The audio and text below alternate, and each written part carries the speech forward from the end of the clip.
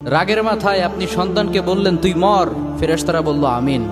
তোর ভবিষ্যৎ অন্ধকার, ফেরেশতারা বলল আমিন। রেগে মেগে আপনি আপনার মেয়েকে বললেন জীবনেও তোর কপালে স্বামীর ভাত জুটবে না, ফেরেশতারা আবারও বলল আমিন।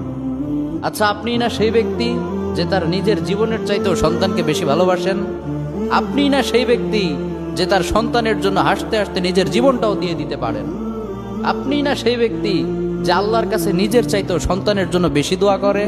তাহলে কি করে নিজের হাতে নিজের সন্তানের এত বড় ক্ষতি করতে পারলেন?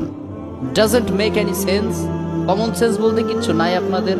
আপনারা কি জানেন না আপনাদের রাগের মাথায় বদদোয়া করাগুলো ফেরেশতারা আমিন বলে? দাওয়াতুল ওয়ালিদ আলা ওয়ালাদি, বাবা মা তার সন্তানের জন্য যেই দোয়া করে সেটা ভালো হোক কিংবা বদদোয়া হোক, আল্লাহ সেটাই কবুল করে নেয়। এজন্য খবরদার, নেভার কার্স ইউর চিলড্রেন। রাগের মাথায় কখনো সন্তানকে অভিশাপ করবেন না। খুব বেশি রাগ উঠে গেলে তার জন্য উল্টা